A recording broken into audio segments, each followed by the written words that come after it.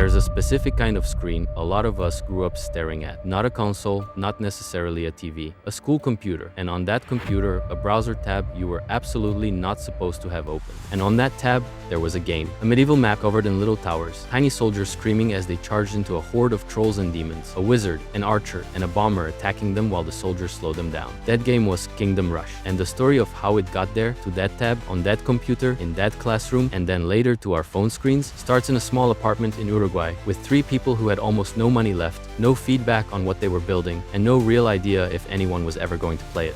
Alvaro Azofra, Pablo Realini, and Gonzalo Sande were not game developers. Not officially anyway. They came from IT and web development, basically writing code for websites, doing the kind of work that pays the bills but doesn't set your soul on fire. However, the thing they actually cared about was games. They had grown up playing them, talking about them, and most importantly, dreaming about making them. And in January 2010, they decided to stop dreaming and just do it. They left behind whatever safety they had, pooled their resources, and founded Ironhide Game Studio out of a 10 square meter living room in Montevideo. The problem was they had no roadmap. Nobody in Uruguay was doing this. There was no local game industry to look up to, no studio to model themselves after. Before Ironhide, every single game studio in Uruguay was doing work for hire, making things for other people's visions and other people's projects. Ironhide wanted to make their own thing, and they had to figure out everything from scratch, which very quickly meant learning from failure. Their first attempt was a Facebook game tied to the 2010 World Cup called Soccer Challenge. It taught them one thing fast: making a successful Facebook game was way harder than it looked. Then came Clash of the Olympians, an action defense game set in Greek mythology. It got played, it got some attention, but it wasn't the hit they needed. The money was running out, and if they didn't make something that actually worked, the whole thing was going to collapse before it ever really started. So they sat down and thought hard about what they actually knew how to make and what people genuinely wanted to play. They loved tower defense games. Desktop tower defense had already proven the format could pull massive audiences. Bloons had been running on those same Flash portals since 2007 and had a whole series by then. And Plants vs. Zombies had just shown the whole world that a smart, polished tower defense game could be a real cultural phenomenon. Ironhide looked at that landscape and thought, we can do our own version of this. The medieval theme came naturally. They were all Dungeons and Dragons players. Knights and wizards and dark sorcerers were the language they grew up speaking. Gonzalo, the artist, leaned into a style that was detailed but cartoony, the kind of art that looks charming on first glance and rewards you the longer you stare at it. Pablo, the programmer, handled the entire technical side. Alvaro ran everything else: game design, sound, the writing, the levels, the story. For 6 months, the 3 of them worked on this thing in that tiny room, and nobody told them how it was going. No outside playtesting, no feedback loop, nothing. They were building in a vacuum, betting everything on their own instincts. By the time they were close to shipping, the savings were gone.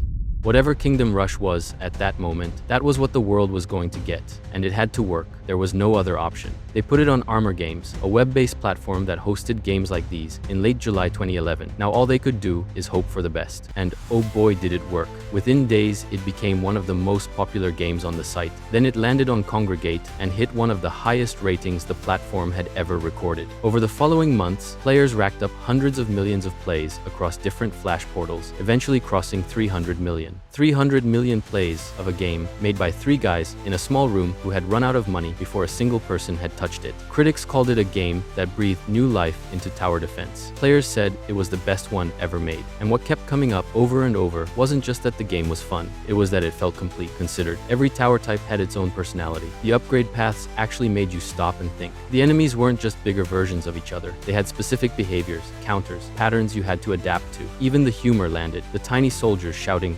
"Reinforce!" The bosses taunting you mid-fight with movie quotes. It was a game that felt like the people making it genuinely loved it, and it was because they did. And quite frankly, that is the whole reason it worked. The Flash success got them a deal with Armor Games to bring Kingdom Rush to mobile. The iPad had only been out for about a year and a half, and the App Store was still figuring out what it even was. But Ironhide saw it clearly. This game was made for a touchscreen. Pablo learned iOS development from scratch, having never coded for Apple devices before, and he did it in 4 months. They pushed to get the iPad version out before Christmas 2011, working through what Ironhide later called pure crunch mode. They shipped it December 19th, and right away, it went to number 2 top paid in the United States. Number 1 in most other countries around the world. At that point, the 3 of them were still the whole company. 2 years of work, the same 3 people, the same apartment-sized office. But something had shifted. Kingdom Rush wasn't just a hit. It was the kind of hit that changes what a studio can do next. They moved into a bigger space, hired more people, and started thinking about what came after. Was Kingdom Rush going to be a one-hit wonder, or can they make lightning strike twice? What came after was Kingdom Rush Frontiers in 2013, and it hit number 1 in sales charts across more than 40 countries. Then came Origins in 2014, a prequel that pushed the art and animation further than anything they had done before, releasing on iOS and Android simultaneously. The team kept growing. The offices kept getting too small. They had to move again and again just to fit everybody. They were a real studio now, on one of the longest winning streaks in mobile gaming. And then something happened that had nothing to do with Ironhide. Around the mid-2000s, the mobile market had been an honest place. You made a game, you charged $1 or $2 for it, people bought it, and got everything. That was the deal. Developers made things, players paid once and owned them. Ironhide had built their entire identity on that deal. Their reputation sat on it. Then free-to-play took over. It didn't happen overnight, but by the early teens, the App Store had been completely remade by a small number of massively profitable games that were free to download and designed to pull money out of you in tiny amounts, forever. Clash of Clans, Candy Crush. Games built around loops that were engineered to make you spend, not built around the joy of playing. The money those games made was so obscene that the entire industry started chasing it, and the stores themselves started reshaping around them. A paid game, no matter how good, was now swimming against a current that got stronger every year. Ironhide watched this happen and had to make a choice. Stay who they were and risk becoming invisible, or bend toward what the market was rewarding. Vengeance, their 4th Kingdom Rush game in 2018, is where you can see them trying to find a middle ground, and the middle ground didn't hold. Kingdom Rush Vengeance is genuinely a good game. The premise alone, playing as Vezanan, the villain from the very first game, was the kind of creative swing the fanbase had been quietly hoping for. The art was gorgeous, probably the best the series had ever looked. The level design was ambitious. A lot of longtime fans loved it deeply, but the business layer had changed in a way that fans felt immediately. The earlier games had locked some heroes behind extra purchases, and people had grumbled about it, but that was cosmetic, optional. Vengeance locked towers behind paywalls. Yes, towers. In a tower defense game, you could finish the campaign without them, and Ironhide said so publicly, but the presence of them, sitting there behind separate purchases that sometimes cost more than the base game itself, disappointed the community. One critic described trying to engage with the monetization as a fool's errand, and still gave the game a positive review. However, fans on forums were less diplomatic. The sting wasn't really even the money, it was what the money said. The first 3 games had felt like the people making them wanted to give you absolutely everything they had. Vengeance felt like it was starting to ration that. The formula was the same game. The philosophy had moved.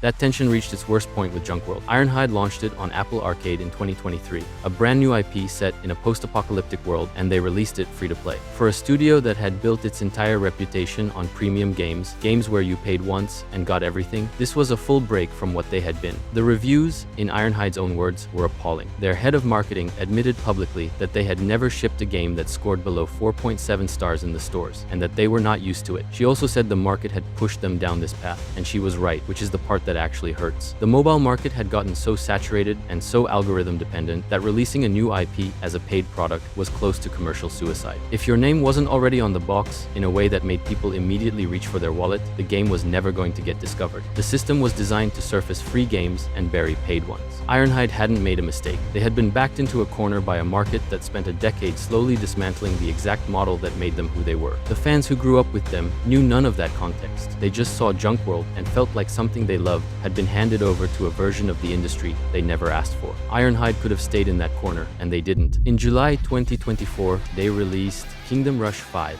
Alliance. And the response was the kind that reminds you why this series exists. It landed in the top 3 on mobile. It became a top seller on Steam. It won a gold award from Pocket Gamer and took Best Mobile Game at China Joy. Longtime fans came back in force. Reviews talked about it like a homecoming. The story brought King Denas and Veznan together, enemies from the very first game, finally fighting side by side, and it landed in a way that felt earned, like 13 years of franchise history had been quietly building toward that exact moment. Because in a real sense, it had. Now zoom out for a second, because this story is bigger than a game series. Before Kingdom Rush, no studio in Uruguay had ever released an original commercial game. Not one. Every developer in the country was making things for someone else. Ironhide changed that, and the change compounded fast. Their success showed a whole generation of Uruguayan developers that you could build something from scratch from your own living room and have the whole world play it. Ironhide became the vice president of Uruguay's first ever developer association and took charge of the National Video Game Contest, a competition that now draws least 10 or more new development teams every single year. The World Economic Forum cited Kingdom Rush, specifically when writing about the rise of Latin America's games industry. A game made by three friends who ran out of money before launch seeded an entire creative economy that didn't exist before them. However, there is something else we must talk about, the specific kind of grief that comes with growing up with games like these. At some point, you realize that the things that shaped you most, the games you played in stolen moments, on computers you weren't supposed to be on, in classrooms where you were supposed to be doing literally anything else, those things don't go away.